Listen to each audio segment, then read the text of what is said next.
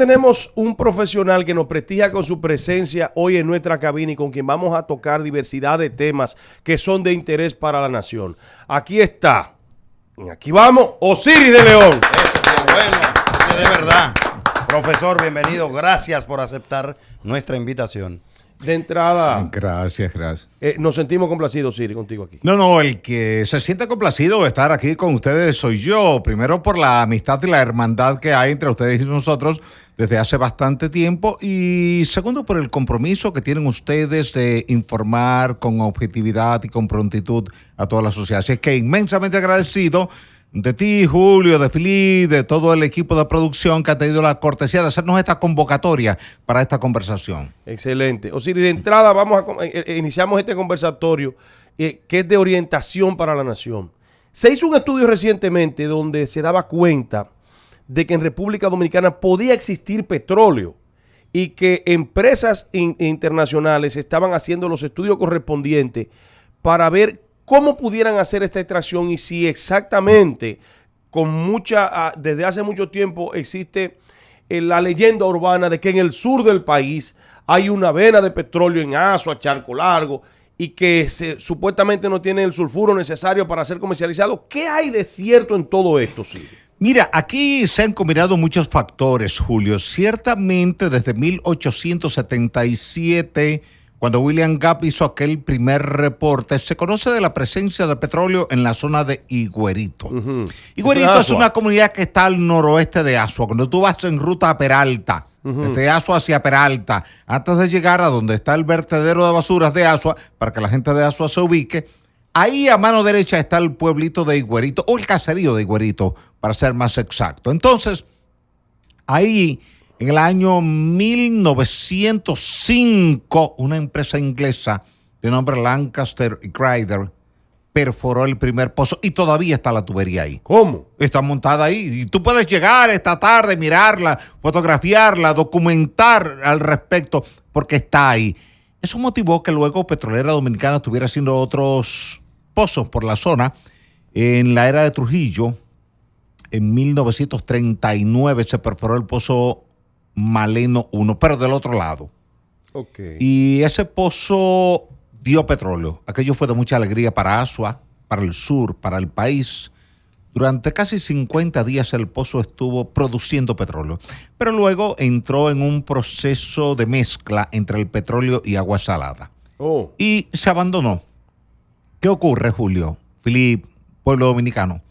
Los dos pozos, tanto el de Higuerito como el de Maleno, que están cerquita uno del otro, eran pozos poco profundos. Eran pozos que si hubieran sido pozos de agua. Okay. Un pozo de agua aquí puede tener 300, 400, 500 pies. Aquellos pozos uno tenía 300 pies, otro tenía 900 pies. Y en tal virtud, entonces, era normal que se contaminara con agua salada. Siempre se ha planteado que allí hay que hacer una exploración profunda. Cuando tú hablas de 300 pies, 500 pies, 1000 pies, todavía tú no estás hablando de la profundidad óptima de explorar petróleo.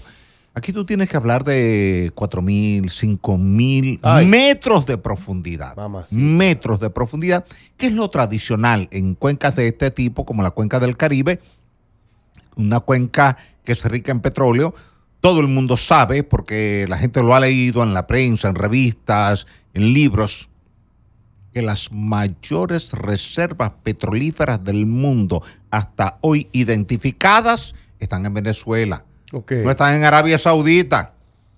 No están en Kuwait. Están aquí en el Caribe, en Venezuela. Es cierto. Del lado del Mar Caribe, no del lado de la selva amazónica, del lado sur, es del lado del Mar Caribe. Y el lío que hay en Guyana ahora, Osiris, ese problema que tienen con Guyana. Tiene que ver con eso. Tiene que ver con eso. Claro, esa zona, esa disputa que ellos tienen por el Esequibo, es que tú sabes que toda esa franja es petrolífera. Y evidentemente cuando tú cedes un territorio, parte de la sociedad te va a decir, pero tú estás cediendo riquezas.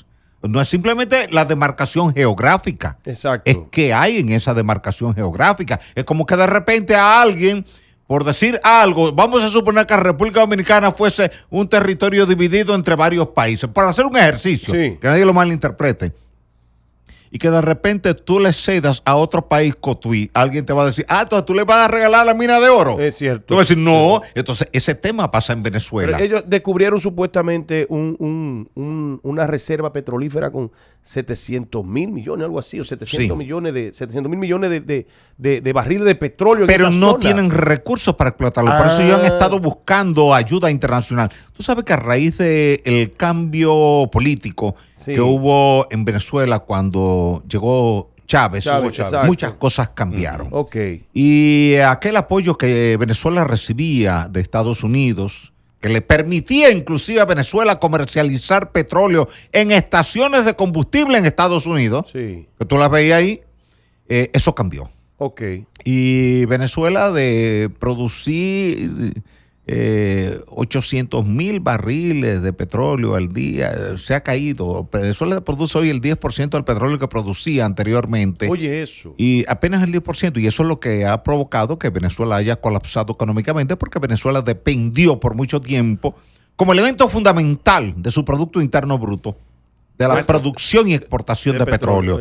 Y es como que tú le quites a Arabia Saudita hoy día la exportación de petróleo, caen en la pobreza inmediatamente. Claro. Inmediatamente caen en la pobreza. Maestro, que el anuncio lo haya hecho la Refinería Dominicana de Petróleo precisamente para investigar y para buscar incluso socios que pudieran explotar las posibilidades que tiene el sur.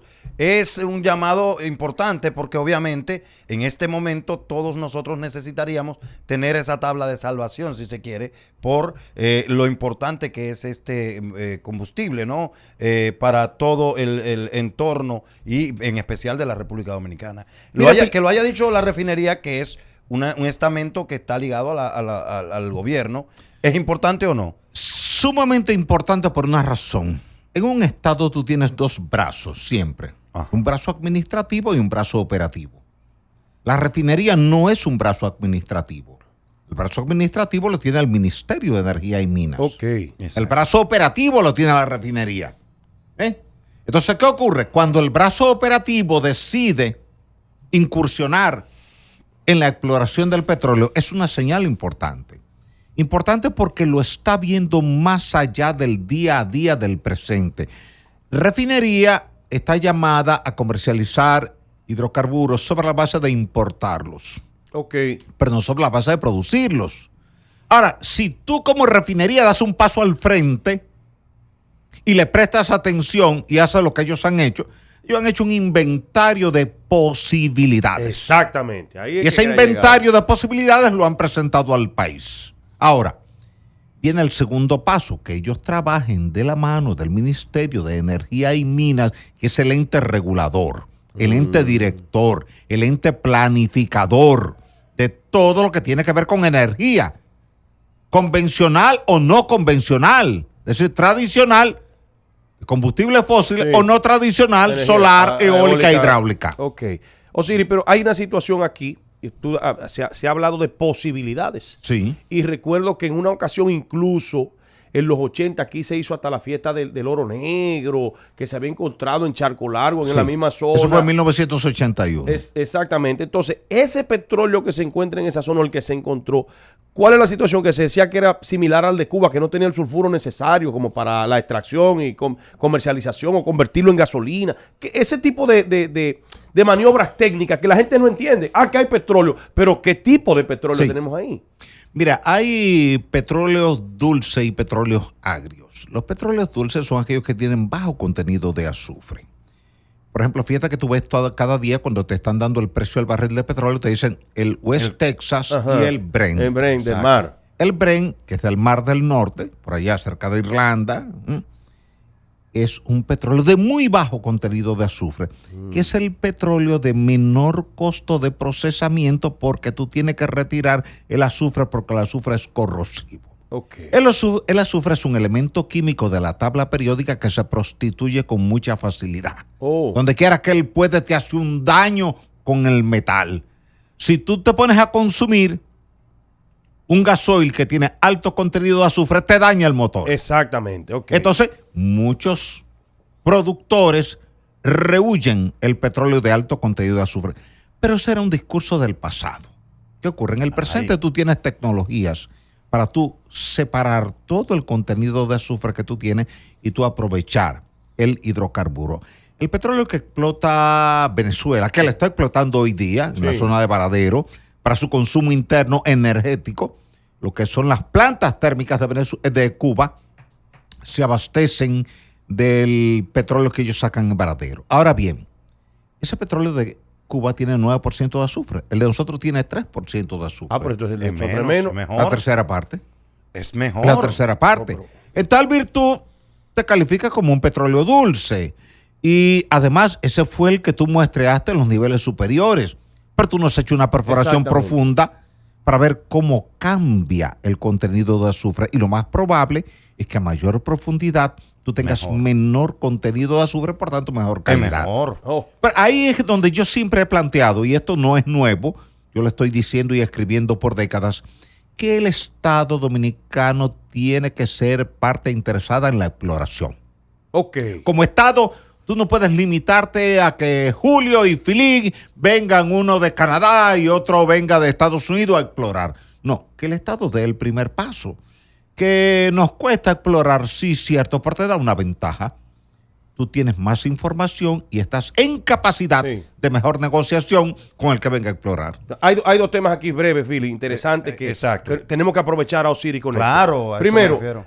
el asunto de las aguas territoriales se explicaba aquí, cerca de San Pedro de Macorís. Incluso recuerdo que hubo una situación con Pelegrín que hablaba de eso, que también había petróleo. Ajá, que había que poner una plataforma. Una plataforma para hacer la exploración. Sí. Segundo, ¿qué inversión conllevaría al Estado Dominicano o a empresas interesadas para hacer esas perforaciones? Tercero, en caso de que así sea, ¿cuáles serían los pasos a seguir después que descubramos que este país, esta isla, tiene petróleo? Y cuarto, Osiris, la mina del Romero, ¿es cierto que esas minas tienen mayor cantidad de oro que la que tenemos aquí en Barry y que en Haití hay unas minas de oro que pudieran ser la tabla de salvación de ese país? Ese tipo de especulaciones. Agregando un puntito, Osiris, vamos a ver algunas imágenes que son de República Dominicana, de Ajá. donde emana Ese petróleo, sí, donde ese emana petróleo. petróleo sin necesidad Sí. de una... un Eso es estudio por Maleno. menos- Eso es Malena. Ese exacto. pozo es Maleno. Exactamente. Entonces, si eso sucede sin ningún tipo Eso es de... Maleno. Yo supongo que aquí esto debe estar lleno de eso, porque si eso sale así... Tú puedes ir hoy, si el Ministerio de Medio Ambiente te lo permite, Ajá. tú puedes llenar un camión tanquero de 5,000 galones. Trujillo usó ese petróleo ¿Y para qué lo usó? para vehículos del ejército en la Ok. Segunda Guerra Mundial.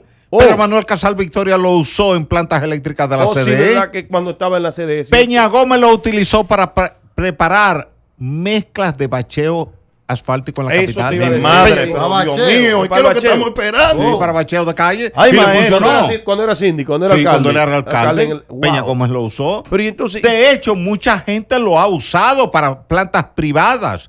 Por eso fue que Medio Ambiente tomó control. porque andaba del hacia la depósito. Pastoriega. todo La el que- gente llegaba ahí con Ah, un no, camión, no, no, camión, y se lleno de llevaba eso ahí. 1,000 galones, 2,000 galones. Sí. Ay, Dios cierto. mío. No es un chiste. Qué noticia. Entonces, Ahora, esas cuatro el puntos- tema que eso Sí, que plantea, ok, sí. mira, San Pedro de Macorís, la plataforma marina. Ahí ha estado explorando APA International, que llegó aquí como Apache. Ujú. Pero Apache, en el proceso de la licitación, migró en nombre a APA International. Ok. Ellos han estado explorando la plataforma marina, han obtenido algunos resultados, quizás no tan prometedores como ellos pensaban. Yo siempre he creído que las mayores posibilidades están en la línea en que tú comenzaste esta conversación, Ok. hacia el suroeste. La zona Bahía de Ocoa, Bahía de Neiva, Asua, ese triángulo. Porque ahí es donde tú has encontrado petróleo ya en el pasado y produce petróleo, Ok. la zona. Entonces debe ser la zona de mayor interés. Ahora bien, el Estado tiene que seguir promoviendo, y se ha hecho muchas veces desde el Ministerio de Energía y Minas, ir a eventos internacionales para motivar que empresas internacionales Vengan a hacer- dedicadas a la Ah. producción de petróleo Hagan las exploraciones vengan a correspondientes. hacer exploraciones. eso no me gusta, ¿no? Sí, claro que sí, porque si no hay inversión Oye, en el y- Estado, y- ¿qué y- pasa? y- Sí, pero Se roban el de nosotros. No, pero el no, no, Estado, no. el Estado puede dar un paso al frente, Filip. El Estado puede decir, bueno, ok, yo voy a destinar 12 millones de dólares al año a exploración, a razón de $1 millón por mes. Y el Estado hace su propia exploración. en la zona que el Estado entiende que son de mayor interés. Se concentra en la bahía de Asua, ahí, en Los Negros, se concentra en la bahía de Ocoa, Palmar de Ocoa, se concentra en la bahía de Neiva, se concentra en Asua, toda esa franja de Higuerito y Maleno. Y con esa información geofísica y la información de sondeo, encuentra los principales objetivos y los perfora para ver si hay o no hay y cuánto hay. Ahora bien, vamos al tema del oro. El oro. Romero. Mira, lo que se ha identificado en Romero son 3 millones de onzas de oro equivalente. Eso es menos del 5% de lo que tú has explotado en Pueblo Viejo, Cotuí. No hay punto de comparación. Eso no quiere decir que en el futuro, explorando de forma más profunda, tú puedas encontrar mayor volumen de reserva, y yo tengo fe en que así ha de ser. Pero ocurre que en minería, Julio, hay un tema que es muy puntual, muy específico, y es como el laboratorio de analítica que es donde te manda el médico. Dame el resultado, dime cuántos glóbulos rojos hay, cuántos glóbulos blancos hay, para yo decirte. Aquí cualquier empresa internacional en materia de minería o cualquier banco que te va a financiar un proyecto te va a decir, dime las reservas probadas que tú tienes en el laboratorio. Exacto. Y yo te financio. O sea, Barry vino aquí porque el Estado le dio data que probaba que ahí había en ese momento 30 millones de onzas de oro. Mamacita. Y cualquier gente va a un proyecto de ese tipo. Inmediatamente. Cualquier gente va, ¿tú entiendes? Sí, precisamente. Y va con el acuerdo que había del 97. Sí. Pero es otra historia. Entonces, finalmente. Ahora, restauración. Ajá. Ahí se han mezclado un poquito de verdad con mucho mito. El poquito de verdad es que ciertamente hay un poquito de oro en la zona de Candelones. Que podría ser una extensión de la zona del Romero en San Juan, porque es la misma formación tireo de la cordillera central. Perfecto. Ahora bien, eso que se dice que hay una familia que ocupó la presidencia de la República en Estados Unidos y que tiene una mina de oro en Haití. Todo eso es un mito. Que esa es la mina de oro más grande del planeta Tierra, eso es un mito. Son mitos que se ponen a circular para darle interés al tema, pero eso no está sustentado en ninguna data científica. No, pues ya entonces, eso es pendejada. Bueno, y ya finalmente, Osiris, se había encontrado, no sé si tú recuerdas, yo le hice el cuento aquí, que por ahí por los lados de Dajabón, habían una gente que tenía un pozo petrolero que se encontró, que llevaron guardia hace como 2 años. Esa roca volcánica. Una cosa. Por ahí en roca volcánica no hay petróleo. Ok. El petróleo está en cuencas sedimentarias. Donde más desértico está el lugar aquí, por ejemplo, la zona más desértica, donde más calor hace, es donde pudiera haber petróleo. No necesariamente. Fíjate qué pasa. El petróleo se formó en el pasado geológico. Sí. Cuando tú tenías una extensa región donde había mucho bosque y muchos animales. Con el paso del tiempo, toda esa materia orgánica quedó sepultada, se descompuso y todos esos átomos de carbono, hidrógeno y oxígeno formaron ese hidrocarburo. Se llama hidrocarburo. Tiene hidrógeno, carbono y oxígeno. Esa es la fórmula de cualquier hidrocarburo. Entonces, sobre esa base, esa materia se descompuso, pero eso ocurrió hace millones de años. Entonces, ¿qué ocurre? Una zona que pudo haber sido un denso bosque y hoy es un desierto, puede tener petróleo, pero también a la inversa. Tú puedes tener una zona que en el pasado tenía condiciones muy distintas a las del presente y tú tener petróleo. Primero, el petróleo no está en zonas de rocas ígneas, porque las rocas ígneas vienen por inyección desde el magma. Sea a través de grietas, como roca intrusiva, o sea a través de volcanes, como roca efusiva. Pero siempre viene como una masa derretida. Eso es totalmente opuesto a la génesis del petróleo. Por tanto, tú tienes esas rocas ígneas y no tienes posibilidades de petróleo. Ahora, donde tú tuviste una cuenca marina o tú tuviste un extenso bosque y se fueron depositando capas de arenas, areniscas, conglomerados, lutitas, entonces sí tú tienes posibilidades de tener petróleo en el subsuelo. Por eso siempre se hacen estudios de reflexión sísmica para ver cómo rebotan las ondas. Se mide el tiempo que toma esa onda desde que tú la emites con una explosión hasta que llega un geófono en la superficie. Y entonces ya eso te da una radiografía del subsuelo, pero tú tienes que tener condiciones tectónicas tectónicas y estratigráficas adecuadas para que ahí en el pasado geológico se haya podido acumular esa materia orgánica que derivó en la formación de petróleo. Bien, muchas Bien, gracias a excelente. Osiris. Wow, siempre Gracias. una cátedra que nos ofrece Osiris. Gracias. Y yo voy a repetir lo mismo que he dicho siempre. Este país no tiene con qué pagarle el servicio de orientación que Osiris le da a cada momento que tiene la oportunidad de usar nuestros medios. Gracias, Osiris. Gracias, Julio. Gracias, Feliz. Gracias a todo el equipo de producción, de apoyo. Y gracias a Olga, que nos Sí. contactó y que siempre es una persona muy preocupada por temas de interés para la sociedad, así como son ustedes, grandes preocupados por el pueblo dominicano. Gracias, Que maestro. Dios les bendiga y feliz resto del día. Aquí vamos. Bien.